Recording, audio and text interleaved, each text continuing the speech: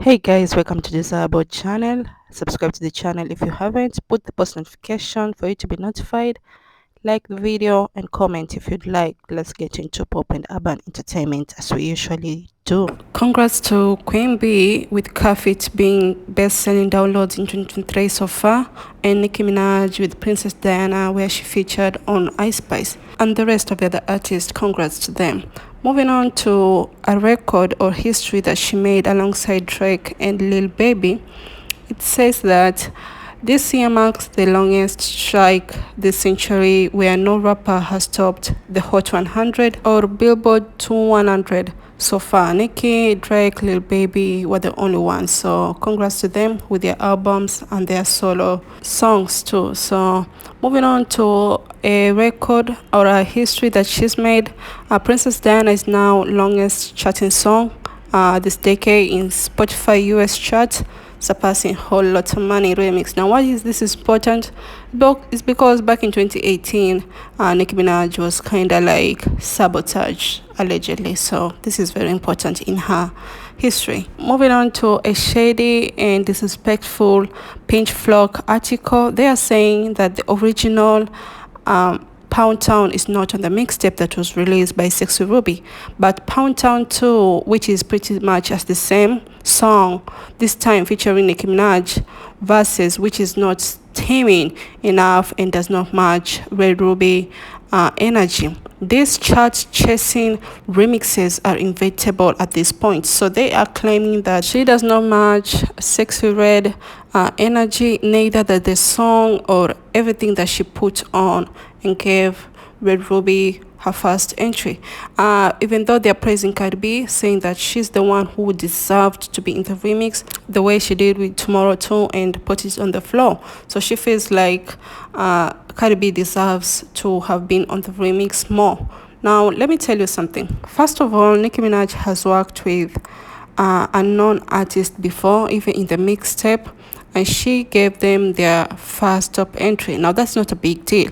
Look at Beam Me Up Scotty, whereby she worked with G Herbo, a non-rapper back then at the age of 16, and still worked with her. That's one pretty good example. But when it comes to Nicki Minaj these days, feels like she is church chasing, trying to disrespect her legacy, and yet the ones who are disrespecting her, if she turns around and wants to work with them, they will definitely accept it and say, yes, let's work, because they know she sells and they badly want Nicki legacy to be theirs. No shade, no shade. They want that. So tell me think about that. Moving on to CardiB, after she saw the Forbes article praising Nicki Minaj feature, she tweeted, "You are really lost in the sound world. I've always worked with smaller artists, giving them their first chart entry." This was a whole article about it on Pop Sugar on 6/12/2023. Literally said this because my fans keep saying they want a big collabo. Now, it was the mass that she had to release a statement, and people are asking, what is Pop Sugar? I'm asking, did she delete that tweet after saying that? Because she loves to delete tweets. I tried to find it, but if it was screenshotted, then definitely it did happen. Now, she'll always be in Nicki Minaj's shadow, her success and everything. This is a Latina woman who everybody wants to feel like she's black, and she can say the N-word, given a lot of passes. So tell me think about that. Moving on to Taylor Swift versus Scooter Braun, has made a profit of $265 million from buying and selling Taylor Swift masters. Very, very sad. I mean, I would never wish anyone to own somebody else's masters and still profiting, even though you are ready to buy these masters for whatever the price that they quote. It's such a sad thing.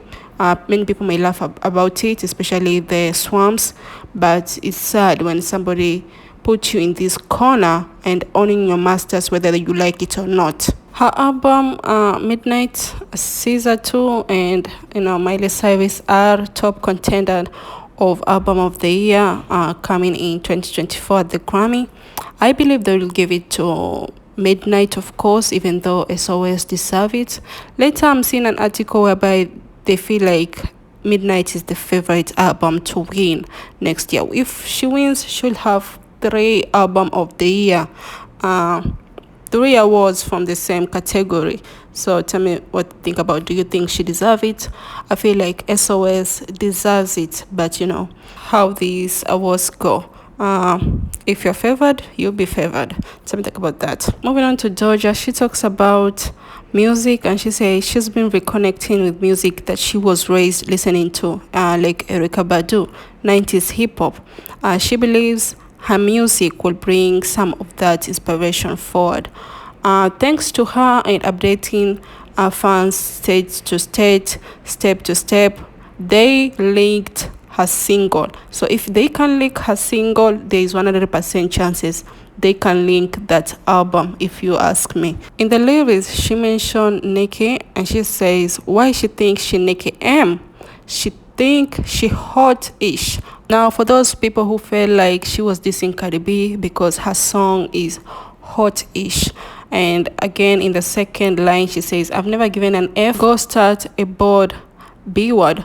Now, Bird is definitely a podcast, and that's Latta, who recently began a podcast. She later clarified and said that it's simply a satire. For a reason or two, she will never diss CardiB or any of these girls, whether they are mid or less talented, less push. There's 100% chances she's using the barbs, but they will never accept that. In another lyrics, she say, I paid all my respect to those who taught me how to make it, and now I reap the benefits with no confrontation. You all fall in beef, but that's another conversation. Now, if you ask me, Doja Cat is being very, very strategic. She knows their beefs. She knows everything. She may not comfort them, but she knows them. So she knows if she starts this, she looks like she's part of Nicki's side, but technically she can go back and work with them. Moving on to ChloeXHalle, they will receive the Innovator of the Year award at the Culture Creators, Innovators and Leaders Awards branch at June 24th. So congrats to them, whatever they innovated. I have no idea, but congrats to them. I'm moving on to the vloggers. They posted and commented on a long time ago post when Chloe was still touring, and they attended one of the tour dates. So tell me think about that, if they are coming with the music together. That would be dope. Summer Walker is being called out after questioning Toronto rapper for wearing her baby daddy's chain. His name Lil Mitch. Summer Walker posted their conversation in the DMs. She asks this lady why she was wearing it, and the lady was like, it's nothing of a big deal. If you want me to delete the post, I'll delete it. Summer was like, no, there's no need for you to delete it if there's nothing going on between the two of you. Now people are questioning Summer Walker.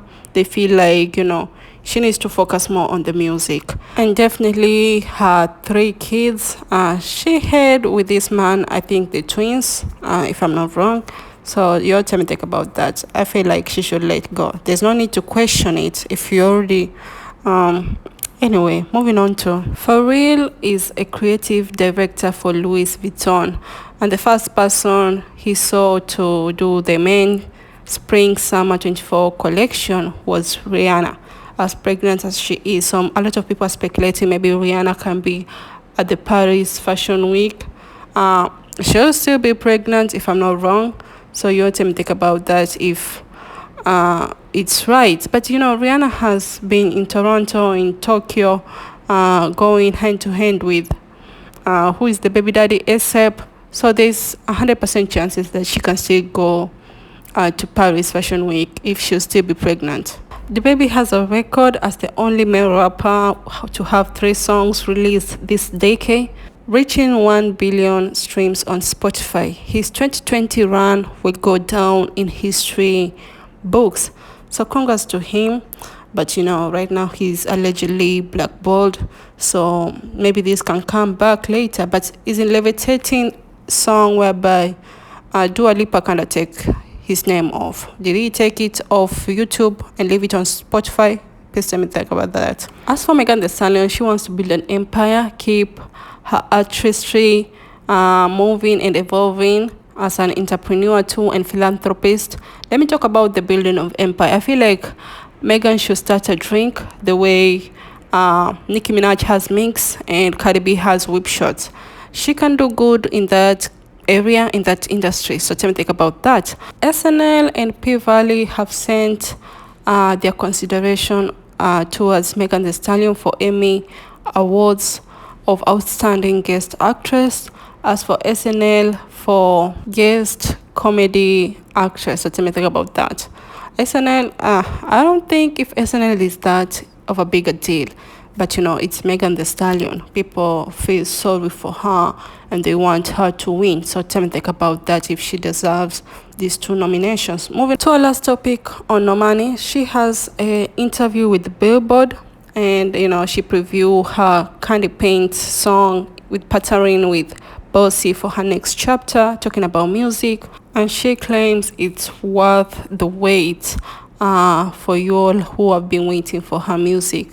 Some more people don't need it. I still need Normani music. She makes good music than Chloe. No shade to Chloe comparison. She makes way better music according to me. Even when you listen to the Candy Paint, it's so good. So she deserves to release that. Maybe even release a whole album. Talking about her parents too, they were diagnosed.